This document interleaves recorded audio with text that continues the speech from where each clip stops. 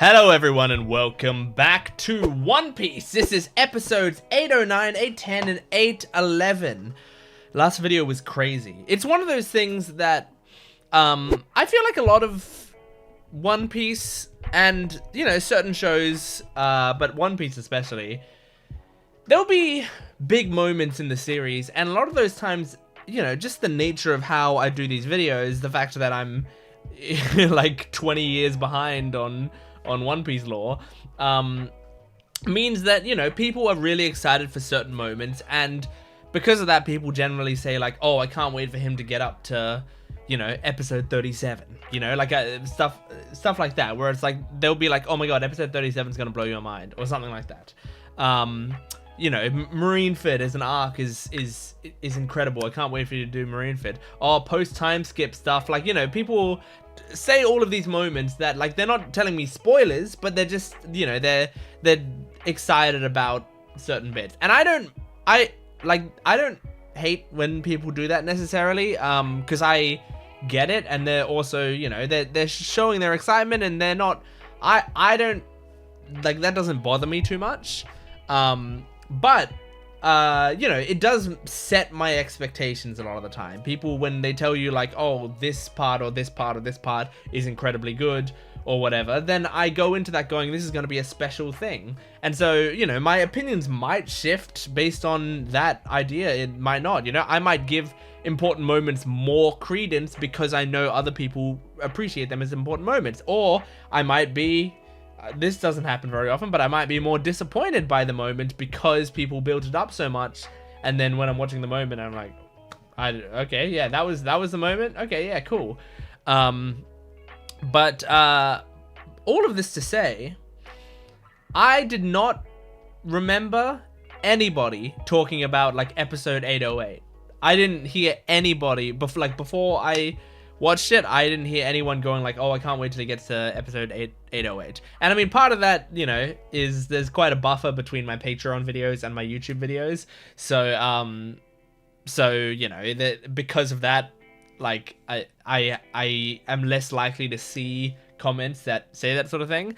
But so when I was doing the last video, I wasn't expecting there to be an episode that was like that important to the series in the episode, but there was. And it's interesting doing a video like that when you're watching an episode and like you're watching it like sort of casually and enjoying it at first, and then after a while you're like, hang on, hold on, hey, this might be really crazy. Like, this might be an incredible moment.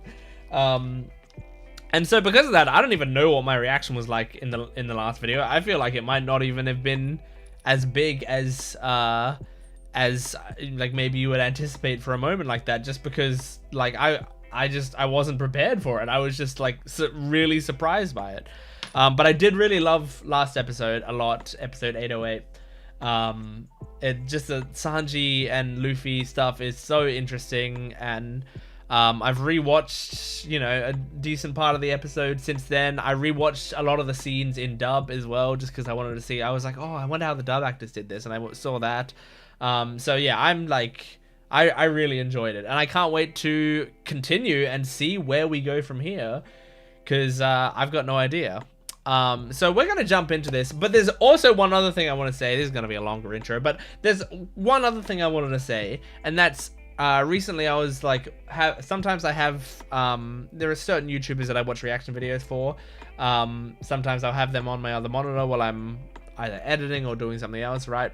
And I was seeing reaction videos to some older episodes, and have realized in watching that, and then so because of that, kind of rewatching an older episode, back at the end of the Zoe arc, I think they showed like some of the people who were getting ready for the reverie, and one of the people they showed was like King Stelly or whatever, and I was like, who is this guy? Like, you know, have we seen him before? I don't think we've seen him before, and I just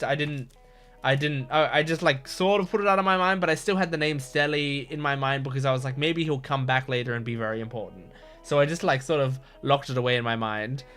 And then in episode 500, I saw Stelly there. Stelly was Sabo's stepbrother, like the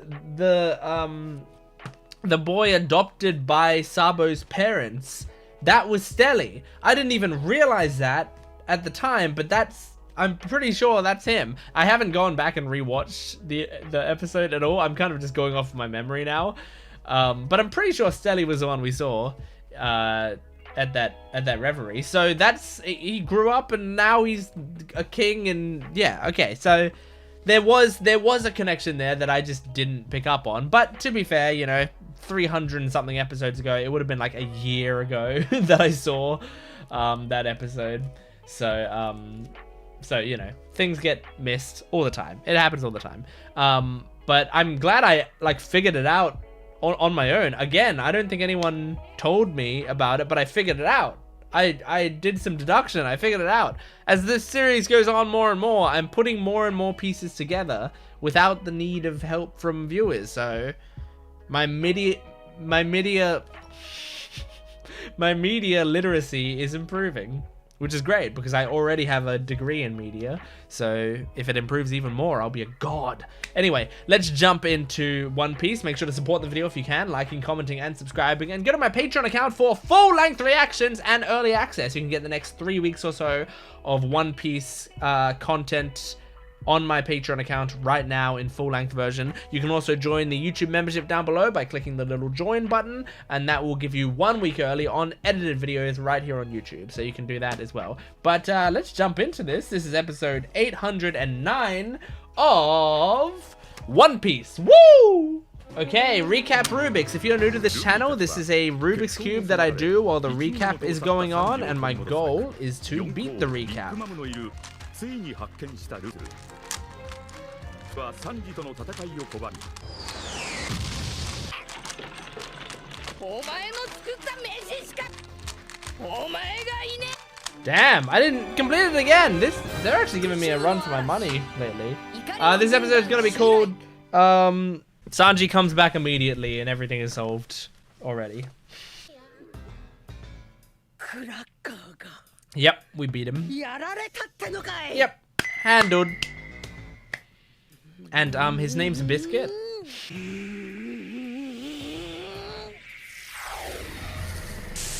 Oh. Here are the storm things. Prometheus in one hand and Zeus in the other or something. Oh, Nami. Damn, man. I don't think it'll be that easy.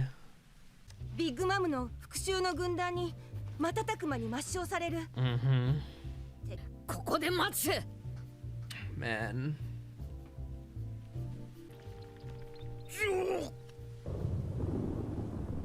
Uh-oh. There's a storm. That's Big Mom Storm.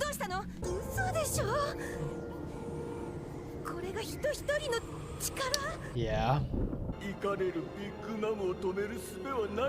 Reminds me of Dragon as well, but in fact maybe this even looks a bit stronger than Dragon. Although it's really hard to tell because I feel like Dragon's always like an anomaly, like we don't really know how strong he is, he just seems really strong. He's got a strong aura to him.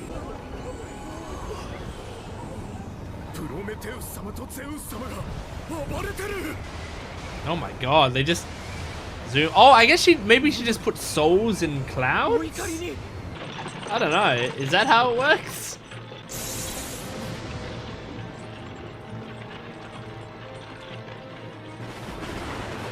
Maybe there was just a big storm one day and she just put a soul in the storm and captured it. What the? What the? What the? Oh, we did see that woman at some point, I think. Okay, there are a lot of designs in there. Yeah, this blue-haired woman, I feel like we've seen her before, and I thought she was Broly. But I guess they're different people.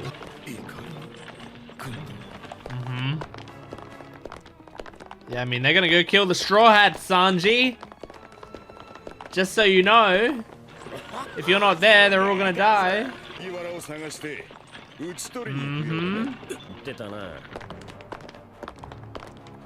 Oh my god, they're fucking long necks. There's some interesting designs there. Oh god, I'm gonna get names. Bobbin. I didn't even get that one. I know Montdor. The one woman I wanted the name of, I couldn't write it down in time. Shit. What are you gonna do, Sanji?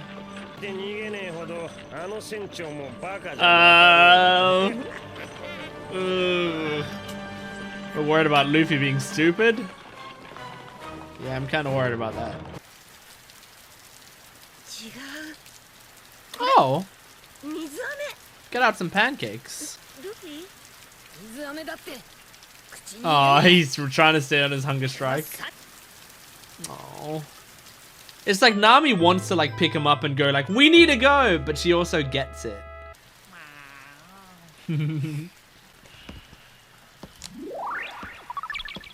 An umbrella that just follows. Ah, that's fun.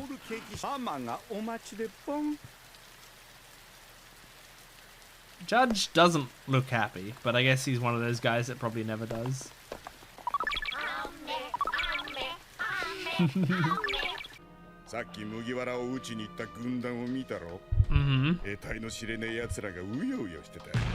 Chimerical.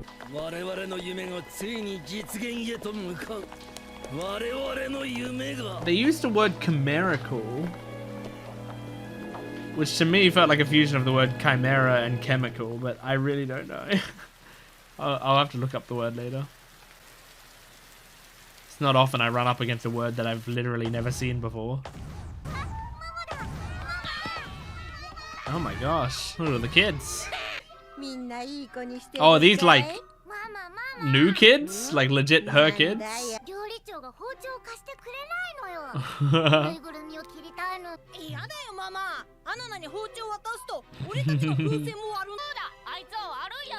Jesus.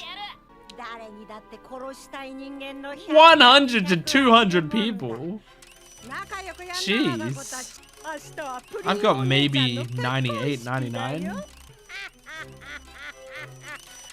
There was one that looks like a tontada. Did she have sex with a tontada? Oh my god, here we go.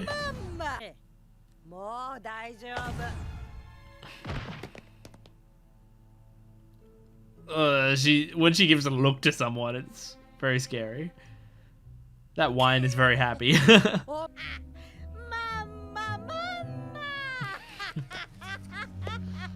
Oh, is this pudding? Yeah, it is! Yay! Sanji, don't look up. I know you've already seen what she looks like, but you have to like not look at her the whole time.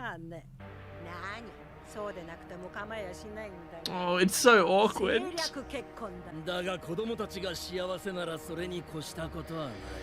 Oh man. I hate arranged marriages. So sad. Is this going into a song or? It's hard to tell. Yes, it is.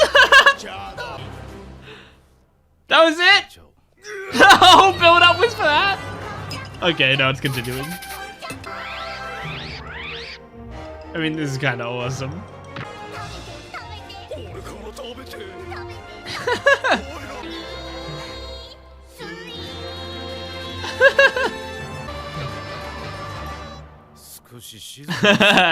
Yeah, I thought Sanji would hate it. Also, he has to cook. He doesn't want to think about food having personality. Oh my god. It's a nightmare.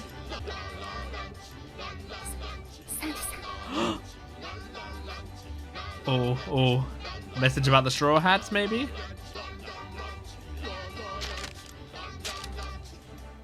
Mm-hmm. Man, Nami just standing here in the rain with him. Oh, and he's getting fucking exhausted and hungry. And angry. It's gonna be screwing with his mental as well, like thinking about the fact that Sanji's not coming back for him. Oh. Jesus, man. There's a lot of them, and they're very strong, I imagine. Like, I imagine not as strong as the generals, but still. The fucking long necks are wild.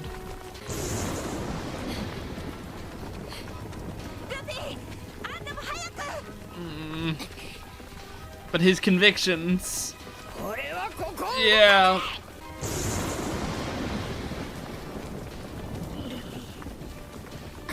He's too stubborn, he's not gonna move. Oh god, oh god. Yeah.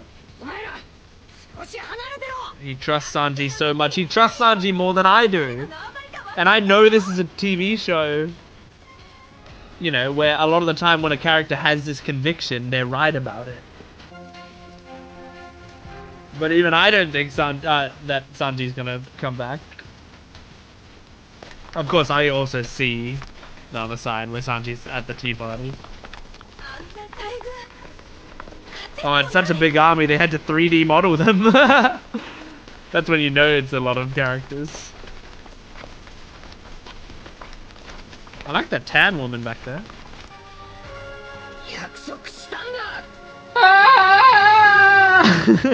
Oh boy, oh boy, oh boy. All right, we gotta do some things. Like, for example, they said the word chimerical. What was the exact line that they gave? Because I feel like it was very important, and like it could, you know, really come into play. So hold on. An army. Yep. Sorry, I'm scrolling through. And then I think it was Yonji that was talking about it. Okay. Seems like they're going after Straw Hat and going to kill him. He's waiting for you. This is it for him. They go through all of the names of the characters. Oh my god, hang on, I have to find it. Okay, I was looking in the wrong scene, but yeah. So they said there are so many chimerical beasts. So now I'm going to look up that word, because it's not capitalized or anything. Define chimerical. Of a mythical animal formed from parts of various animals. That's chimeric, yeah. But I guess the adjective is chimerical. Alright, so it is from the word chimera. So yeah, like I know the word chimera. I've never seen it be used like that. Chimerical. I didn't know you could be a chimerical person.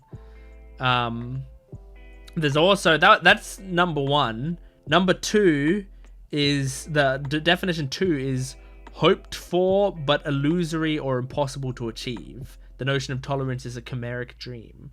So it's like it's out of your reach. It's great but out of your reach. 3, biology, relating to or denoting an organism containing a mixture of genetically different tissues formed by processes such as fusion of early embryos, grafting, or mutation. So yeah, also that's just similar to the mythical animal one, but that's just using it in actual science. So I've never heard that word before. I've never heard them use the word chimerical before. But so hang on. When they say there were so many chimerical beasts, so there are many people who are like literally like chimeras, essentially, I guess. We'll see what that means when we see them in action. Oh, I also want to get their names. I want to get those names that I didn't write down because there were some important ones, right? Bobbin the Disposer, and I think I wrote Destroyer. Oops, I wrote Bobbin the Destroyer, but it's the Disposer. But I want the girl's name. What is There we go. Amand the Mademoiselle. Wait, no, Amand the Mademoiselle. Like, it's not Mademoiselle, it's Mademoiselle. That's great. I like that. Amand. I'm not gonna be able to fit this in. The Mademoiselle. Very nice. Because, yeah, like her... I feel like I remember we saw her before. Mont d'Or, we knew. We've already seen Mont d'Or. We've already seen the woman with the horns or whatever. So, I mean, there's some cool character designs there. I like it. I mean, it's like... There's a thing with One Piece where it's like... When they introduce a bunch of new characters like that... Most of the time, it's like 90% of those characters just have like a really weird design. Like really, really odd. And it will take me a little while. Like I basically have to wait until I know whether or not I actually like these characters. So like with One Piece now, as the series has gone on, I think you will see me getting better and better at when I see a character, I'm not just like, oh, okay. Like I actually... give them the benefit of the doubt most of the time now, I feel like, because there came a point in the series where when we started to see new characters, I started to be like, oh, the designs are getting really weird, I don't know if I like them. But then after you get to know them a bit, you start to go, oh no, actually, this person's great. And like not just because of their personality, but also once you get to know their personality, the design starts to pop more and it makes more sense to you and it feels solid, And so yeah, it really depends. So I give it much more time. Like Tamago, when he first showed up, Baron Tamago, when he first showed up, I don't think I liked his design. I thought it looked too strange, but I didn't go like, oh, I don't like that character. I went, I'm gonna wait to see how I feel. Now, when he's on screen, I actually am very interested and I actually like it. And I like his design and I think he's interesting and I think I like his character. So that, that's one example of I gave it time and I was glad to have given it time. And so, yeah, like a lot of these characters, they're very specifically supposed to look weird, so I will be giving it time. The first thing that stood out to me though was these two, where it's like there's a big guy and then there's it's hard to know how small this woman is, but a woman on his shoulder. Like to me, she seems like a very small woman, but I think that actually might just be like a huge man. But yeah, I'm excited to see like how these characters like how what their powers are or what they do or like how they're going to use them. That's the big thing, because I know this is a long arc, so we really could have like, oh, each of these characters will take like a couple episodes to defeat, or you could have them all be taken down quickly, or you could have one of them or two of them are actually like secretly awesome. Like I'm thinking of it like when we first saw Baroque Works, and there's like a bunch of characters and they had like all their gimmicks and stuff, but actually like 90% of those characters didn't matter in the grand scheme of things. Like by the end, 90% of those characters like weren't a factor in the show at all, even the ones that had interesting designs. Like there's that like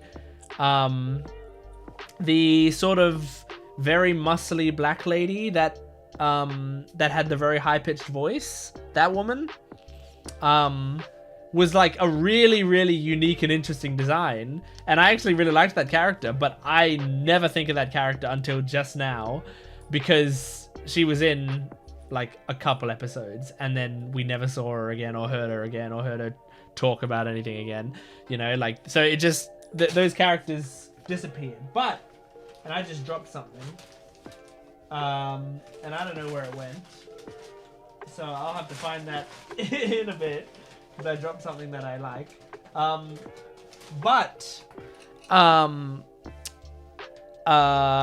What was I saying? Characters disappear out of the show, but there are a few characters in that, like Mr. I forgot which number he was, and Miss Valentine. Those characters and fucking Vivi. that ended up being extremely important. Vivi became my favorite character in the series. So it's like these are characters that like they sort of blended in. Like Miss Wednesday / Vivi really was not that like stand out of a character when you first see her, and she actually, it feels like she's, oh, this is a side character, who cares, you know. It like at the start it seemed like, oh, this is the kind of character that is going to be cut out of the live action, you know what I mean? Like that sort of character where it's like this character isn't important enough to the story, they're kind of just on screen to fill time and do some jokes and stuff, so they're like not, you know, you could easily cut them out and the story wouldn't change. That sort of character is what she seemed to be at first. Then you find out that she's Princess Vivi, and suddenly this is one of the most important characters in the entire series, to me, because I love her so much, and I still to this day have this as my notebook, even though this is running out. I'm gonna have to get a new one soon. So yeah, very important. So I wonder how, you know, what this army is gonna be, if it's like, oh, this is a bunch of scrubs, or if these characters are all important, or if there's like some that are important and some that aren't. We're gonna find out. We're gonna see. And yeah, I liked that scene. I liked that tea party scene with Sanji and Pudding and Big Mom and stuff. Like that scene really intrigues me, because I'm curious to see Sanji's reaction to all this stuff. I'm curious to see like Sanji and Pudding, what their relationship is going to be between those two. Because I mean, Pudding's on Sanji's side in that like she wants Sanji to be able to get back to the Straw Hats, as far as we know, unless she betrays us. So I love Pudding, but it's going to be really interesting to see sort of how this plays out. I don't know, but I really liked that scene because it was like sort of tense, but also goofy with all the singing foods, the talking foods, and all of that. But it sounds like a nightmare to me, all that food talking, because not only is it like, oh, we're eating food that's literally going like, am I delicious and stuff, like that's weird. Because it's weird. Sometimes you see the food and they go like, no, don't eat us, and then other times you see them get eaten and they're like, do you like it? Are you happy? It's like most of them I feel like are happy to be fulfilling their function, but I think some of them actually just want to be alive.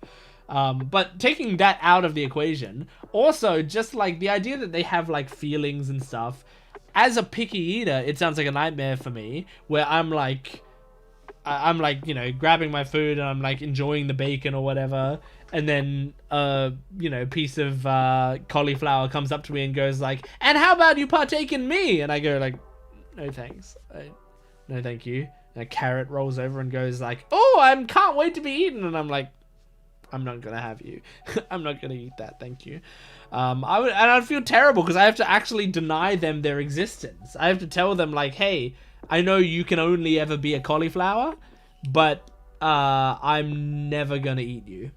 And if I did eat you, it would be a miserable experience. So, and there's nothing you can do about that. You can't change that about yourself. You're just gonna live an existence of never fulfilling your purpose, maybe, you know? If you go on my plate, I'm gonna scrape you into the bin later. So, yeah. Anyway, let's move on to the next episode. This is episode 810 of One Piece. Here we go. Okay, recap Rubik's. Here we go.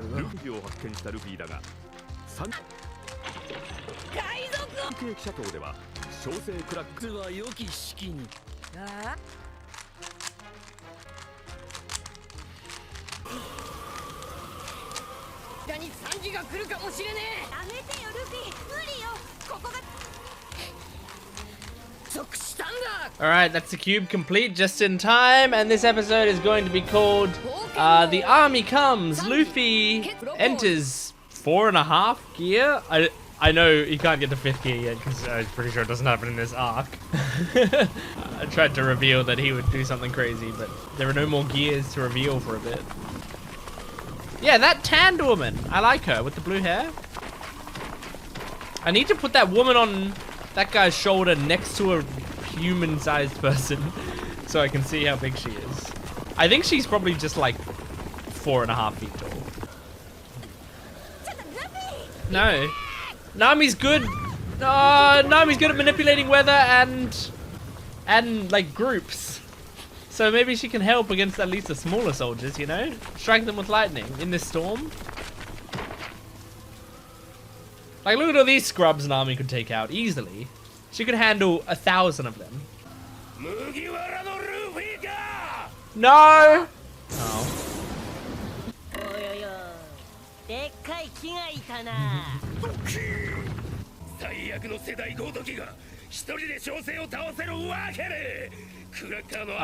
He didn't do it alone. He did it with Nami.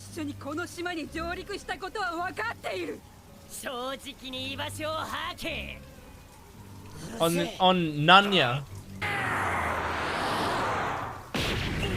Yes. Nice. Fuck him up. Hell yeah. One down. His name's Cracker, actually, Luffy. Okay, well, a quick Gatling can take out these guys, I would hope. Oh, maybe it would be... Okay, I didn't realize how many there were. Oh yeah, Jet Whip can do it. Oh yeah. Oh! Damn, honestly impressive of them to even get a hold of Luffy. Nice. Oh, caught one in his teeth. That made a tornado. Nice. Hang on, you're taking Nami's niche here. This is a move she should be able to do. Actually, you're probably taking after your dad, honestly. Oh, Pudding, you sweetheart.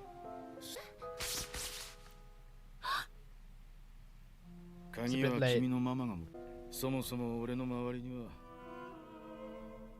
There's other reasons you can't leave as well. Yeah. What the fuck? Oh, right, that's the mask that keeps his face from looking fucked up. Yeah. It does exist. It does exist, Sanji. It's honestly amazing how his simpiness isn't coming out at all. I just said penis, I guess. It's not coming out at all in his conversation with Pudding. Is she not cute enough for him? God damn. Alright. You get away. Okay, what's this? Hypnotism of some sort? Oh no. We know hypnotism works quite well on Luffy. Django was quite a problem. Oh. Yes, Nami! Thank you! Thank you for coming back. And she forced the tree to come back. See, Luffy, you dickhead, you can't do it on your own. Aww. I mean, yeah, you don't need to show this. I know what happened. It's pretty obvious what happened. I don't know if she will, but I want to see Nami pull out some crazy bullshit. Especially with this weather. Hell yeah, dude. I love how useful Nami's being in this arc. It's amazing. Oh my god. Those fucking chains suck. No, Randolph, don't. Hell yeah. Randolph, how dare you attack a fellow bunny? Hell yeah.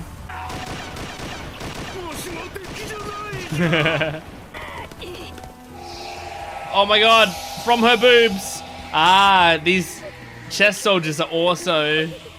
Yeah. I mean, I'd be mesmerized by her boobs as well. Yep. She's got a protection against any of the soul creatures. Huge. Wait, is the girl maybe controlling the big guy? Holy shit. No! Yeah, the numbers are really gonna fuck us. Like, Luffy could handle maybe any of these guys on their own, but...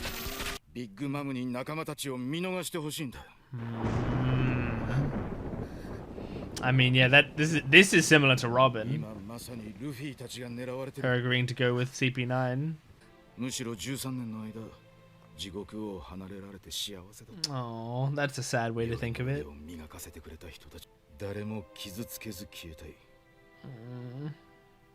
The sad bear in the background. Or panda, I guess. I guess it's a panda man sighting. Pudding is so sweet. At least I hope she is.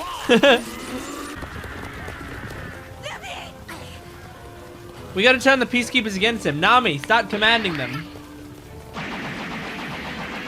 If the peacekeepers are also, you know, controlled by the soul on the Vivre card. Yes! Hell yeah. Well, actually, these could be potential allies. They might not work. Like, controlling them might not work on the peacekeepers. Yes! Finally! Use the weather! Oh. Oh.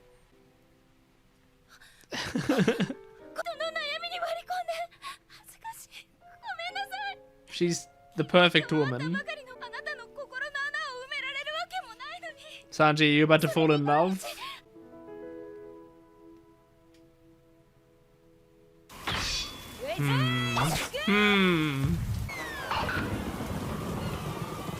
Imagine adding more storm clouds to this storm. Oh my god, is it powering up those storm clouds? Holy shit! Oh my god, a Nami ultimate move! Yes, baby! This bitch ain't weak! That's going through Sanji's head. What are you gonna do about that? Hug her. Oh my god, he is hugging her. That's what I'm talking about, Sanji. Oh my god.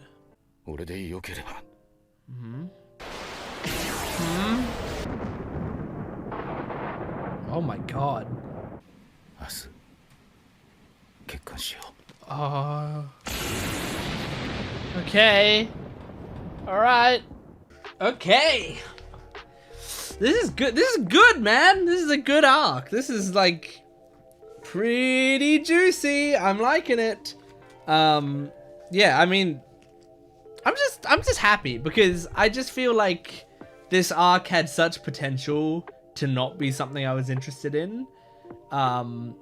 Like, you know, this is going on such, like, you know, such broad vibes, but just like, oh, an arc about a place made of food, and the villain is Big Mom, who I never really liked the design of when I was, you know, before I started watching One Piece or anything.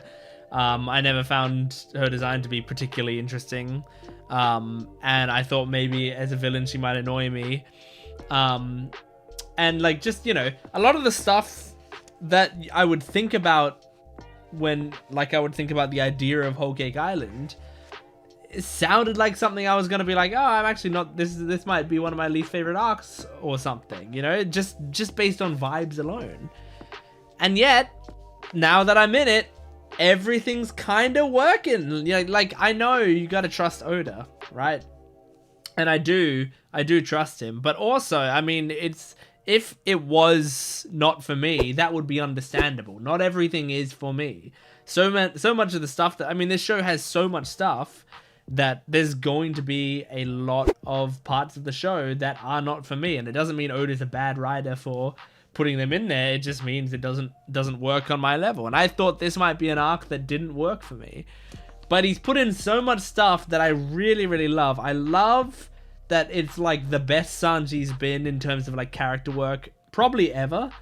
I love Pudding, but I love the sort of emotional, some of these emotional scenes are starting to be based around Pudding a little bit, which I really love. I love that Nami has a lot to work with. I love the point at which our main crew's powers are at. Like, that's something I didn't take into account when thinking about, you know, watching something like Whole Cake Island way earlier in the show, is I didn't know that at this point in the show there's going to be like Luffy with 4th gear, which is really sick, and Nami's got like a new weapon that I love to watch her use and stuff. Like, that stuff helps this arc out a lot as well for me, because it's like really exciting to, you know, watching Luffy fight in 4th gear is so much fun. So I look forward to when we get stuff like that. And Big Mom is a way more interesting character than I expected her to be. I'm like most of the way there to actually liking her fully as a character, like actually really liking her as a character. Right now, I'm still kind of neutral on her, but that's like a big compliment, since I thought I would just not really like the character at all, you know? Like, when, I think I said this, when I originally was like, I was in the anime sphere, but I thought that I wasn't gonna watch One Piece. At that time in my life, I'm pretty sure Whole Cake Island was the arc that was coming out, right? Probably like 2019 or something. So that was the arc that was coming out at that time, and and you know, I would see like promotional art for it, and I would see Big Mom was like the main villain on the cover because this arc was the one that was coming out. And I would look at it and I would go like, yeah, that show really isn't for me, because that doesn't look like a character design that I don't think I could bring myself to care about a character like that. Like, it just, the character design seemed so goofy while also being like annoying, you know, like and not the fun kind of annoying. So I just thought it wouldn't be my vibe. But so like, for Oda to have actually written the character in such a way that I'm genuinely intimidated by her and interested in her, and when she's on screen, I want to watch more of her, you know? I want to see how it plays out. That's like me saying so far I'm neutral on Big Mom is the biggest fucking compliment I could give, because originally it was like something I didn't like about the show. Before I started watching it, it was something I didn't like. But that's, you know, I think it's cool to be honest about that stuff, because it shows like how much this show has truly won me over. From like, I've said the story a lot, how like when I was a kid I hated One Piece. I just like, I'd seen a few episodes when I was a kid, while it was on TV, or sometimes, and then like when I was a bit older, I like would sometimes look up episodes or like see clips from it or whatever, and every time I saw it I was like, this show, like, I don't know, like I don't like it at all. I hated Luffy. I hated Luffy's power. I like didn't like the character designs at all, really. Like, there was so much stuff that I just was not a fan of. The only thing I was interested in is the fact that it had a lot of episodes, because I was like, that sounds like fun going through a big adventure, but I don't think it's the right adventure for me. And it's thanks to the people on my YouTube channel that I started watching it, and I'm so grateful, because it genuinely is one of my favorite shows ever now. It's so special to me. And I mean, that, you know, part of that might be Stockholm Syndrome. like at this point, we've watched 800 and something episodes. I don't think I could possibly say like, oh, it's okay. Like, at this point in the show, it's too late. But also, I mean, you can see I have like a Nami sticker here. I've got the One Piece book. I've got up here like a Nami figurine. I've got a Luffy little thing there. I've got a can of Nami drink. I've got under my camera is One Piece Volume 1, like literally holding up my camera. There's a Nami, I'm not gonna walk over there, but there's a Nami magnet on my wall. I have this is so stupid. I have a Nami air freshener in my car. Unironically, I should have taken a picture of it. I didn't. Maybe I'll try to in the future take a picture of it and like show you guys. But in my car, hung on the air conditioner vent, is a Nami air freshener. I saw it at the shops the other day when I was out with my friends, and I went, "This is awesome!" And I bought it, and now it's in my car. So, One Piece is very special to me now. So yeah. All this to say, you know, I do trust in Oda, but like it was very, very possible that this arc wasn't gonna work for me, and yet it's really working for me, and I'm really excited to continue watching it. Yeah, this episode was great. Nami came back for Luffy. So fun, so great. I'm so glad she has.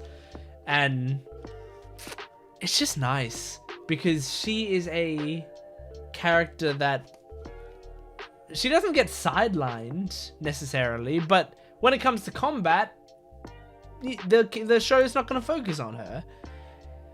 And she's, you know, gonna worry about her own safety and get out of there and stuff. But in this episode, she came back for Luffy and fought with him, and it's great. That's so amazing. So the peacekeepers stopped because of her Vivre card, right? Or Big Mom's Vivre card that she has. So theoretically, that means that.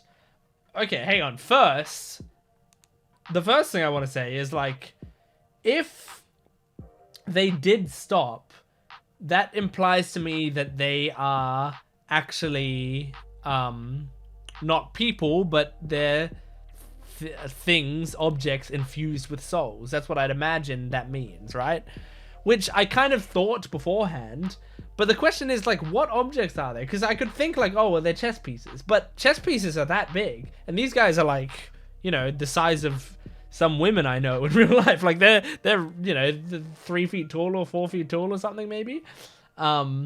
So, like, what are they? I guess the answer could just be they're oversized chess pieces. Like, I guess, you know, there's those life-size chess boards where, like, the pieces are as big as people.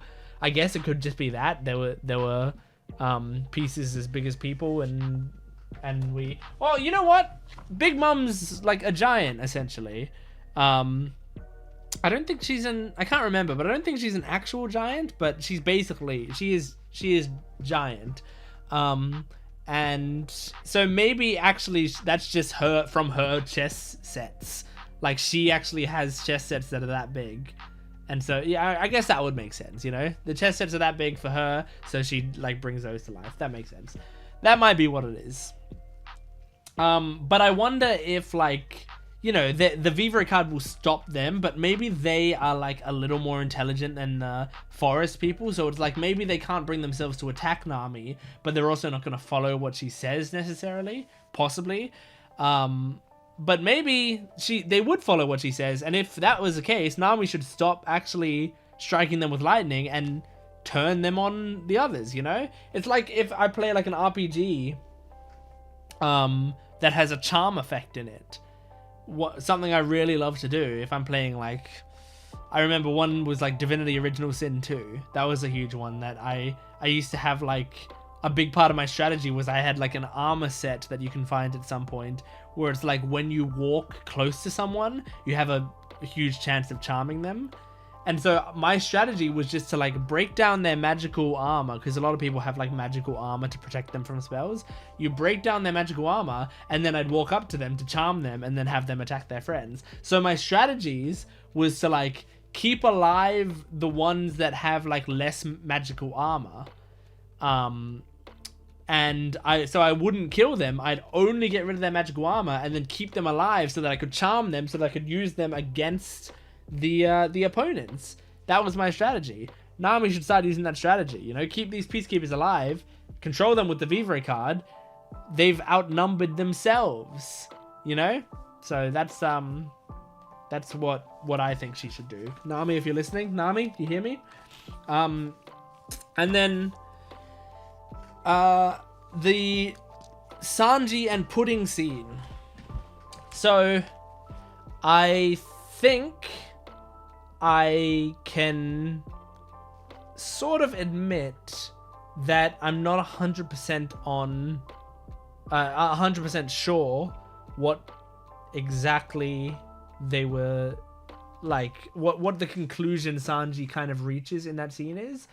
I think I'm gonna have to rewatch it a few times to fully get it, because he says to her like, "You're my salvation," and he's having flashbacks to Luffy, but then also saying like, "You're my salvation." So the things that are like jumping to my mind are like, either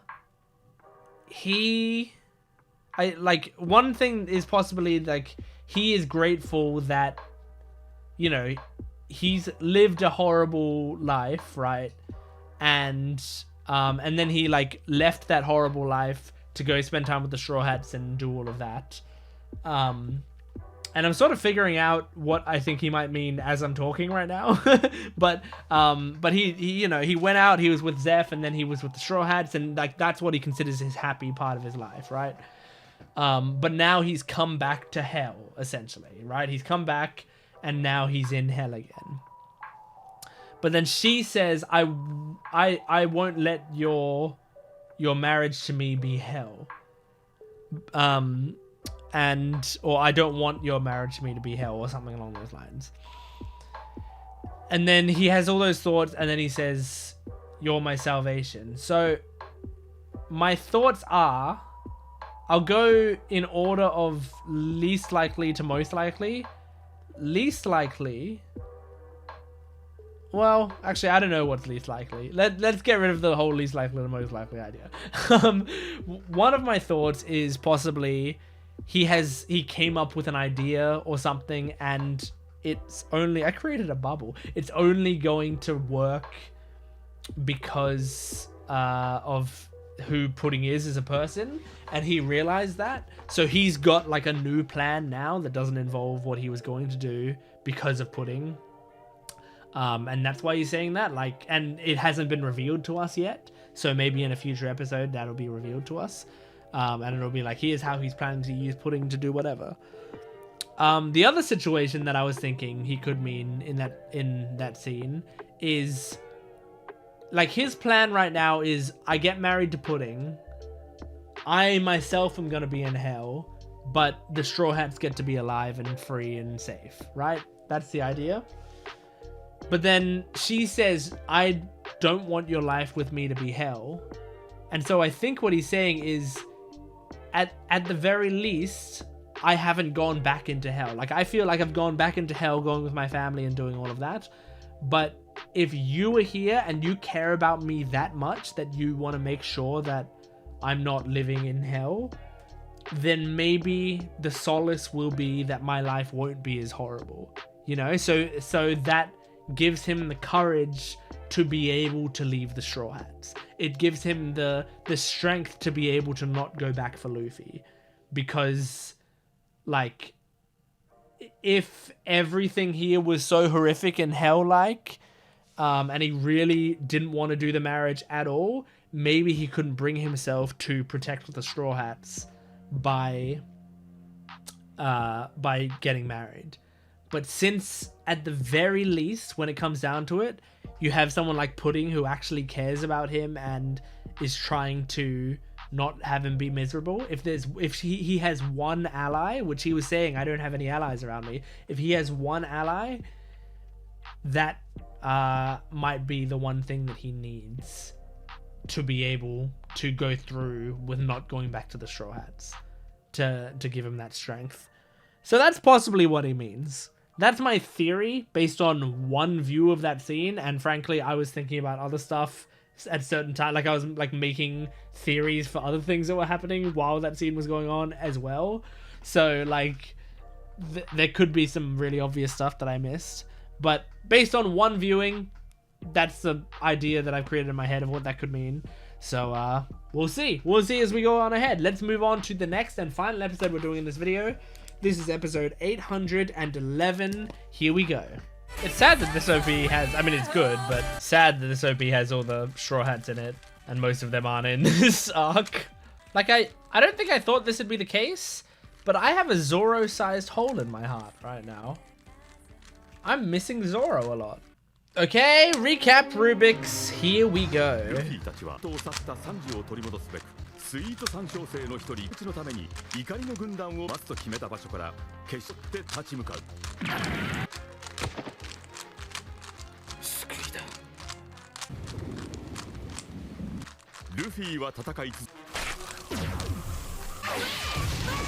And that's the cube complete. Okay, this episode is going to be called I can't think of anything. Luffy versus the army. Nami second gear. What if Nami has a second gear? Oh my god, that's so so much like, what's it called? Uzumaki. Uzumaki. Oh my god. Hell yeah. But you can use them. That's what I was talking about, girl. Oh. What the fuck? Hey, bitch. Oh, she's the butter minister, right? So I guess it's probably a type of butter.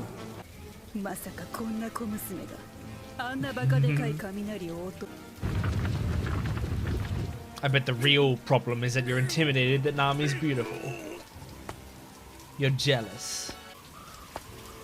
This woman looks like she's based on that Japanese legend. I forgot what the woman's called, but you know, the creepy ghost woman that has the big hat. Okay. I don't feel bad for this tree at all. Oh boy. She's just slowly killing you. Oh my god. Oh my god. I don't know how often I've seen a character like slicing through someone slowly with a sword. Do you feel pain? Do these soul-infused creatures feel pain? Damn. Damn, that's pretty terrifying. Oh, the books! Yeah.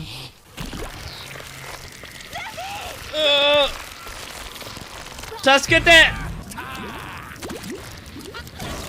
Shit, man.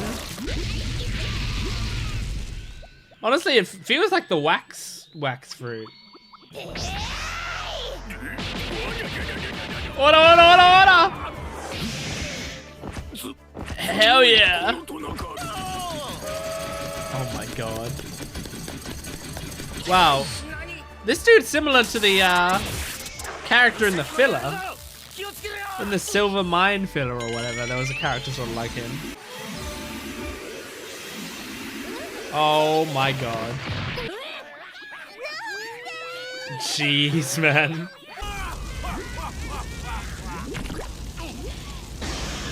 Third gear. Oh. Whoa. You're in a storybook now. Oh shit.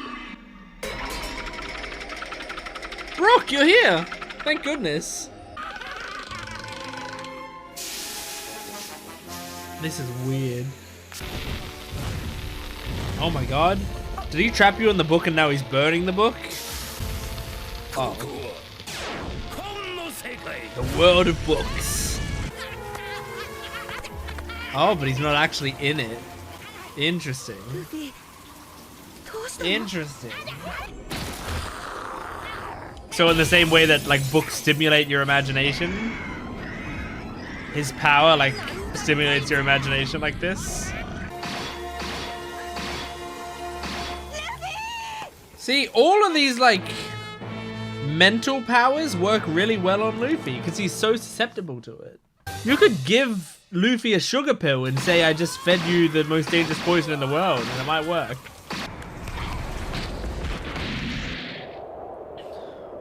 Oh my gosh. I wonder if these are like situations that Montdor is coming up with, or if this is like what Luffy's imagination goes through. Oh my god, that's so weird. Man. And it sucks they can still keep attacking him like this. Like if this was D&D or something, the rules would be like, if you attack them while they're under this spell, they break out of it or they get to make another saving throw. Although maybe Luffy is trying to make saving throws, but his wisdom is so low. Oh, his intelligence is so low, I guess. Luffy would have a decent wisdom, I think. Oh, you see Nami there, and the girl who kills people slowly. Suspense. Oh my god, flattened him between two fists. Oh. Oh. I mean, if that's what defeats Luffy, I don't blame him. That's a fucked army. Damn, did we lose? I think we just lost. Oh, that's nice of you, mother-in-law. About the straw hats? Mm-hmm. You let the straw hats go. And it makes sense if two of them are captured right now.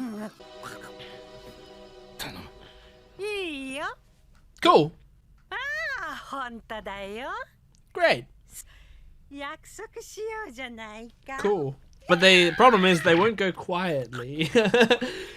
Is that still fine, even if they fight back?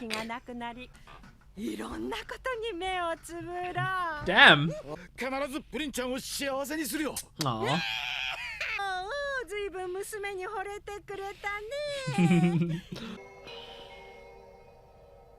Uh-oh.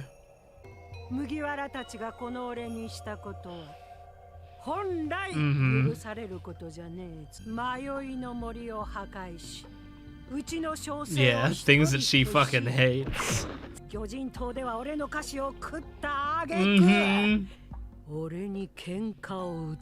I actually had forgotten about that, but yeah, we did. I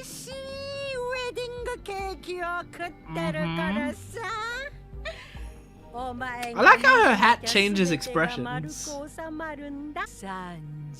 That's really interesting that the hat like matches her expression.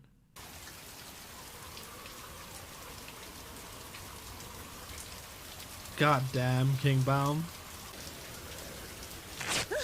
Oh my god, hey! Don't take the Vivre card.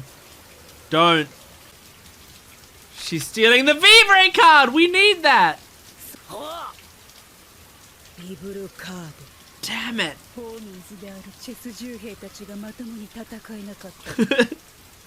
Who are homies is so funny.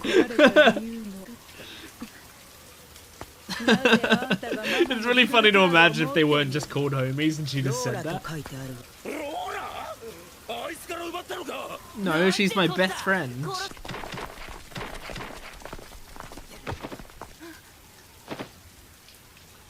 Oh my god, he's...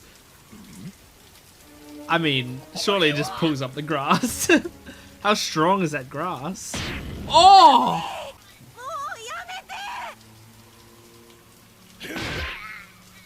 Oh, Luffy needs to stay here though because he thinks Sanji will come back. Even though they're probably going to be taking you closer to Sanji, you know? Oh my god. He's knocked out. Yep. Damn, man! We were beaten, dude. We lost.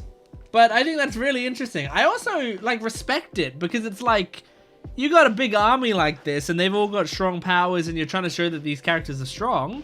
Why wouldn't they win? You know, like that's kind of cool in this situation. Like Luffy's tired from having fought all night. He's used 4th gear twice in... Actually, did he use it a second time? I think so. Yeah, he did because he used tank mode and regular mode. So he used 4th gear twice in the last like 6 hours. He hasn't eaten anything. He's hungry as shit. He's like in the rain. He's already been beaten up a lot. And he's demoralized on top of that. So Luffy's weak. Why shouldn't the army win? Like that, it's actually kind of interesting that they do win here. Yeah, it's cool. I like it. Because it really shows off as well that like, I feel like in that battle you could tell Luffy could have taken any of them, basically, I think. But it's because they all work together that it works. And I feel like a lot of the time in fiction, like you can have like numbers, but genuinely in a lot of fiction, especially like anime and a lot of fiction that plays with really powerful characters, numbers kind of mean nothing.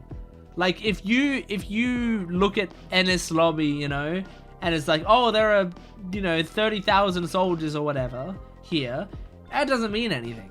Like that's to us the viewers, that's nothing. It's like if you play like a Dynasty Warriors game or whatever, and it's like there's just scrubs all over the battlefield that are never going to be a threat to you, and you just press a button and you kill 20 of them, you know. It's like that generally doesn't matter in this sort of media. It's just, is one of the people in there strong enough to take you down? Now there's exceptions to that. Like for example, I would say like in My Hero Academia, twice, like when he uses his power to its fullest, they show how terrifying the numbers can be in situations like that, you know. And there's like, you know, other such scenarios, but for the most part, I feel like in a lot of this fiction, characters being outnumbered is something that they talk about a lot. They're like, oh no, we're outnumbered. But I feel like we've been subtly conditioned to not actually feel like it's a big deal. We just tend to go like, yeah, we're outnumbered, but that's going to show how badass we are by taking them all down so quickly.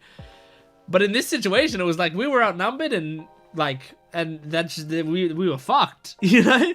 It was like genuinely like, I don't know how we could have done that, because they were like all individually strong enough, and there were a lot of them, and they were working together quite well as well. So yeah, really interesting. I can't wait to see where that goes. I liked the Sanji and the Big Mom scene and how she made the deal with him. It's interesting. This is what I was saying just in the previous discussion. I find Big Mom to be a very interesting character, and like that scene I was really engaged in, and there was a point in the scene where the music was sort of swelling in a way that I was like, oh no, is it about to do a to be continued? And I was like praying that it wouldn't. I was begging silently that they weren't going to end the episode halfway through the conversation, because I really wanted to see it. And yeah, I mean, I was just super engaged with it. I like, so far, you know, I feel like there's some sincerity to what she says. At least the vibe that I'm getting off of her is like, I mean, the vibe I'm getting off of her is kind of like a mum character, you know? Where I do think she cares about her children and her family. I think that's something that does matter to her a lot. And I think she would do kind of almost anything for her family. Which I think is also, like, when we're coming from Dressrosa, where it's like, I also believed that, Doflamingo had some care for his found family, but didn't care about his blood family. But now we're seeing under Big Mom, it's like she seems to care about her blood family, but she just has a really, really, really big blood family. But yeah, I think she does genuinely care about them. And like when Sanji was saying, like, I want to make a deal with you, can you let the Straw Hats go free? I actually wasn't that tense in that time, because I was, for some reason, pretty confident she was going to say yes. I don't know yet, like, if she's the type of character to go back on that word, or, you know, try to be using loopholes, because we've done this dance before, right? Arlong promised to set Nami free with enough money, and then he went back on his word, you know, in a scummy way. I mean, he technically followed his word, but went back on his word. Like, CP9 agreed to, like, let the Straw Hats go free, but they said, they were like, oh, we actually said we'd let the Straw Hats leave Water 7 safely. But, you know, we're not on Water 7 anymore, so fuck them, you know? Like, we've seen several times in this series characters that make an agreement and then are like, ha, you stupid, of course I wasn't gonna hold up my end of the agreement. But Big Mom, I kind of believe her. I kind of believe her. I think if they were to just, you know, if he was to get married to Pudding and they could get the Straw Hats to leave, I think she'd let them go leave safely. And I think she wouldn't hold a grudge anymore, because she's like, hey, well, at least they, you know, at least because of the Straw Hats, I got this Sanji guy, and now my daughter's happy and it's great. So, yeah, I find that interesting. I also think something that's interesting is, like, Pudding is such a sweet woman, right? I think that's kind of a credit to her upbringing. I think it's possible that Big Mom is a good mother. Like, she might be a horrible person, but a good mother? It's hard to tell. I mean, well, but there was also the situations of, like, in the previous episode, she's like, oh, everyone has 100 to 200 people they want to kill or whatever, right? And that was talking about killing your siblings, I think. Like, they were saying, like, oh, I want to kill her or whatever. But, you know, let's just take away that part of it. She seemed like she genuinely cared for those kids and all of that. So I think she might be a genuinely good parent. I think she, like, is probably raising them nicely. I think she actually, for someone who has, like, you know, however many children she has, I think also she's not necessarily neglectful as far as we can tell so far. But I mean, there's also the thing of, like, well, she is using Pudding for, like, an arranged marriage to give herself more military power. So I guess I'm not a big fan of that. I mean, I'm definitely not a fan of that. I've talked about before. I hate arranged marriage type settings. Like, especially because for me, it's like, I believe that love is such an important thing in our lives. And the freedom to be able to love someone is such an important thing. And so, like, that's why just, like, anyone who, like, opposes, you know, LGBT marriages or anything like that, it's like, that's just, like, really evil to me, because you're taking away something that to me is so it's such a blessing. It's such, like, an important thing in our lives. And I'm not saying that, like, necessarily marriage is important, but it's the principle of the matter. Like, the fact that you're sort of subtly telling them that they can't be in this loving connection with one another, it's like, that's horrible to me. And so whenever I also see stuff that's, like, you know, arranged marriages and people, like, having to be with people that they don't love, it's just, to me, it's really horrible, because it's like, not only are you being forced into a situation you don't want to be in, and, like, having to be around this person that you don't necessarily love a lot, and, you know, possibly having to get intimate with that person or whatever, depending on what the arrangements are. But on top of that, that's stopping you from having an actual relationship. Now, relationships aren't everything. I'm a single man myself. I'm perfectly happy right now. I'm gonna say perfectly happy. I'm not perfect, but I'm like, you know, it's not a major hamper on my life, me not being in a relationship right now. But it is something I love, you know, having that option open. I love the idea that I could get into a relationship, and the times in my life where I have been in a relationship have been some like incredible times in my life. That's like been so special to me, and I still hold on to those memories strongly.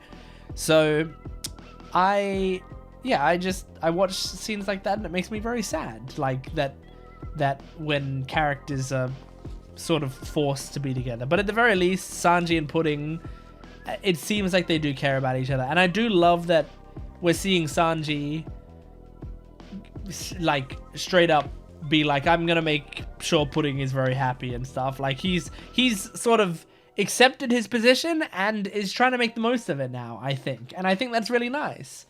I think that's sweet. But another thing that I was thinking of when I was talking about Big Mom being like a good parent is in the last episode, Pudding looked at Sanji's face and said like, your real family did that to you? And like the shock coming from her gave me the idea that like that's something unheard of to her, which tells me, I think, that Big Mom doesn't do things that way. Like, she's not about hurting her children. This is the vibe I'm getting. I don't have the evidence to support this yet, but just the vibe I'm getting from these characters, it feels like that's not Big Mom's style. Is like, we don't hurt our family. Our family is what's important. So, like, when Pudding looks at that, she goes like, wow, your family hurt you? Wow, that's horrific, you know? And it makes me think, right? Big Mom hasn't seen how the Vinsmokes treat Sanji. Now, I don't think, this is like a long shot, I don't think anything will happen with that. But there's a small possibility, if you wanted to take the story in this direction, that Big Mom sees either Judge or the brothers abusing Sanji, and she goes berserk because it's like, this is your family. How the hell can you be doing that to your family? Like, I think it's a very, very small possibility that happens in this show, but I think it is a possibility, and if it happens, it wouldn't be out of nowhere, I don't think. I think all the clues would have been there that she would react that way. So I think that's an interesting idea. I just wanted to say that right now in this discussion so that if it does happen, I can pat myself on the back and be very proud of it. And then, oh yeah, also Sanji in the last episode, but they showed it in the recap of this episode, said, when he was saying to Pudding like, that I'll marry you, he also used the phrase, if I'm good enough for you. Is that what the phrase he used? It was something along those lines. And I liked it. Yeah, I mean, he straight up said, if I'm good enough for you. So, you know, I just want to praise him for that, because I think it's very easy to just be like, okay, you know what? Let's get married. But I think like he straight up saying, if I'm good enough for you, is like adding an extra layer of like, look, you want to make sure that I'm not in hell. I also want to make sure you're not in hell. Like, I want to make sure that this marriage is something that is special to both of us, or at least agreeable to both of us. So if I'm good enough for you, let's get married. I'm just proud of him, because that's like consent language right there, which Sanji, like, you know, frankly, sometimes I worry about Sanji in that regard. So I'm glad. And, you know, some Sanji major fans would be like, what? No, Sanji would never do anything without consent or whatever. But, like, the whole existence of the clear fruit disproves that. Like, I don't think, if he wanted the clear fruit so badly, I don't think he was going to ask women if he was going to get the clear fruit and then ask women, hey, can I watch you while bathing, and wait for a yes and then watch them bathing, I think he was just gonna do it. So he doesn't really care about some forms of consent. So it's nice to see in this scene that that he actually he did the right thing, which is nice. But as I said, like this arc is the best Sanji's probably ever been, consistently. It's so good. It's so good. Like, this is the Sanji that I wanted. The whole series. The whole fucking series. 811 episodes in.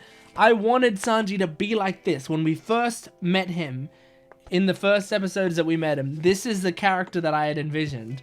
And then we went so long, and it's like he was going up and down, and there were like moments where it was like, oh, Sanji's the best fucking guy ever, and there were the moments that it was like, this is a horrible character, and then there's like everything in between. But I think like finally, now that we've got focus on him, and Oda's like, I think hit his stride in it, and he's giving him like focus in the, you know, in the story, so he's wanting to write him properly at this point. We've hit the point where this is the Sanji that I need him to be. I also think the live-action Sanji is the kind of character that I want him to be as well. So I hope that the live-action Sanji stays that good throughout the whole live-action. And I hope that this anime version of Sanji stays this good. Like, he doesn't need to be this good as in have this many great scenes and have this many emotional moments or anything. We're gonna move the spotlight off of him eventually, I know. But I'm just saying, in terms of like the quality of writing this character, we're at the peak. We're at the peak of Sanji character writing. It's great. I love it.